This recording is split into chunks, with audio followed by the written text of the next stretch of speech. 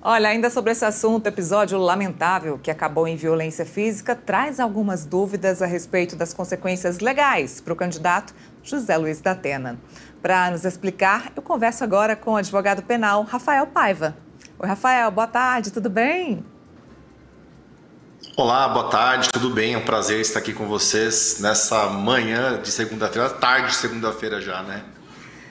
Isso, olha, a gente está falando aí dessa agressão que aconteceu nesse debate, mas não estamos falando ainda de políticos eleitos. Então, eles são candidatos.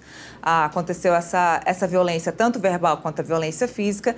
E quais seriam as tipificações penais para esse tipo de violência e quais as consequências para essas pessoas que ainda não são políticos? E se tem alguma diferença? Por exemplo, se o Nunes fosse uma das vítimas dessa agressão, se para ele poderia ser diferente por ser já prefeito da cidade? Bom, excelente pergunta. A tipificação mais básica que a gente vai ter aqui para o candidato da Atena é o crime de lesão corporal dolosa leve.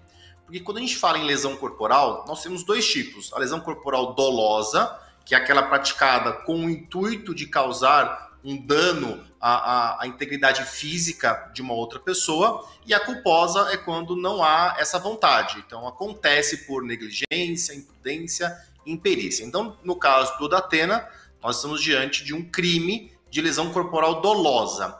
E ela pode ser classificada de três formas. Ela é dolosa leve, dolosa grave ou dolosa gravíssima.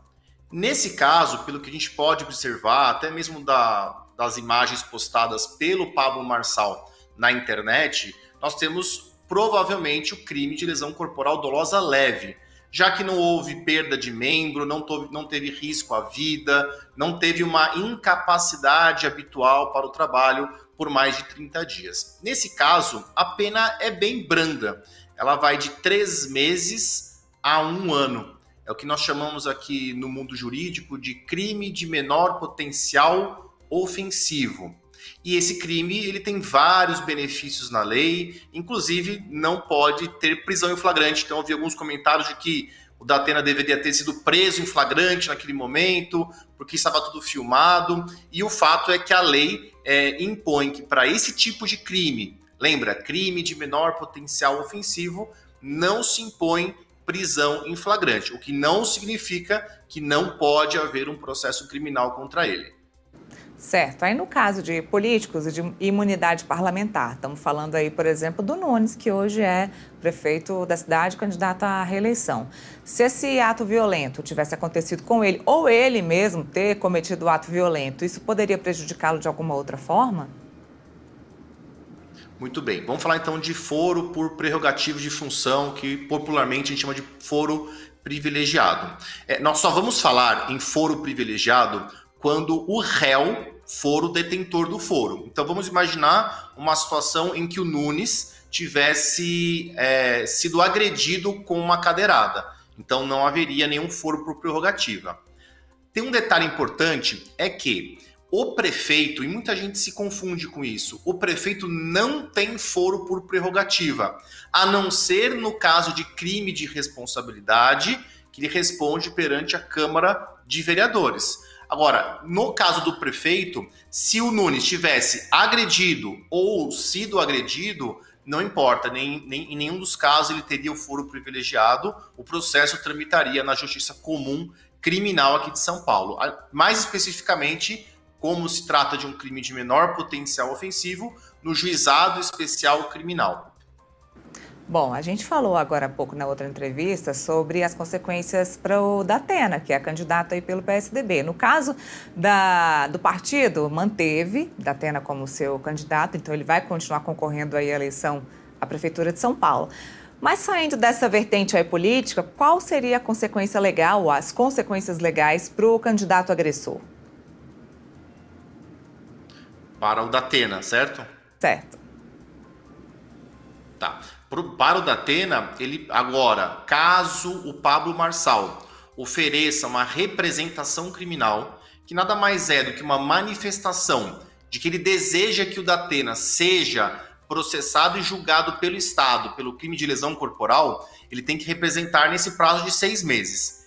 Ele representando, deve então ser instaurado uma investigação, nós chamamos de termo circunstanciado de ocorrência, e posteriormente, se havendo indícios, elementos, e nesse caso eles existem, já que a agressão foi filmada, haverá uma ação penal por lesão corporal dolosa leve no juizado especial criminal, só que eu não tenho certeza se o Datena ele é réu primário ou não, mas vamos considerar que sim, ele sendo um réu primário, ou seja, ele nunca tendo tido nenhum tipo de condenação na justiça, a lei vai trazer para ele vários benefícios. Ele tem um benefício, por exemplo, da transação penal. Ele pode fazer um acordo com o Ministério Público, que é o titular dessa ação, para que então ele possa nem começar o processo. Então eles ajustam ali alguns termos de acordo, prestação de serviço à comunidade, não poder deixar a comarca durante um tempo, enfim, algumas regras limitantes e o processo nem continua nesse caso. Vamos considerar uma situação em que, de fato, o Datena seja denunciado pelo Ministério Público e não aceite, porque ele é um benefício que ele pode ou não aceitar, não aceite o acordo da transação penal. Então vai ter que ter toda a instrução do processo e, ao final, ele será absolvido ou condenado.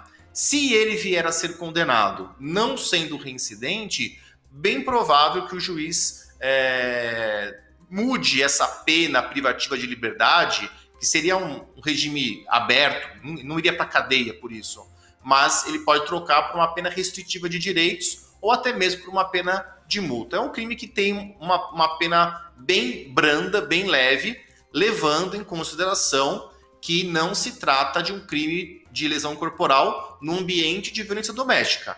A lesão corporal da violência doméstica tem outras características, tem outra pena e é muito mais rigorosa. Essa lesão corporal simples, ela tem uma pena pequena, então são vários benefícios e posso assegurar que não será por isso que Datena cumprirá nenhum dia de prisão. Bom, Rafael, foi um debate ao vivo, né? A gente pode dizer que tem algum agravante por conta dessa visibilidade do ato ter acontecido num debate ao vivo aí para o Brasil todo?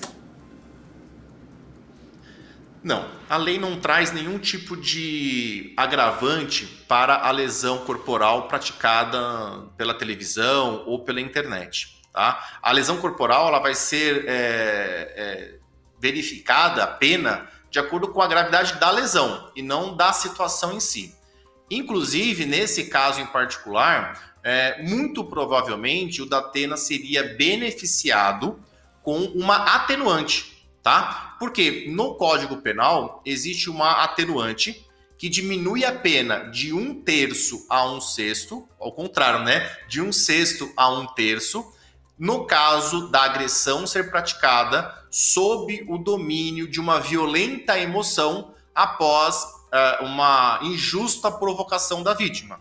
Então, de fato, a gente verifica nas imagens que existiu uma provocação do Pablo Marçal. Obviamente que a provocação não justifica a agressão, mas a lei entende que, nos casos da pessoa que agrediu, estar tomado de uma violenta emoção, de uma raiva muito grande, ele imediatamente faz a agressão, ele pode ser sim, e há uma grande probabilidade dele ser beneficiado com uma redução que vai ser de 1/6 a 1/3. Não é um agravante, muito pelo contrário, como ele foi provocado, nós temos aqui uma atenuante. Maravilha, Rafael. Rafael Paiva, obrigada pela participação aqui com a gente, obrigada pelas explicações e, claro, a gente continua acompanhando.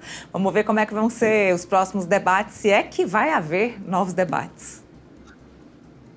É verdade, é verdade. Muito obrigado pela audiência de vocês e até a próxima. Até!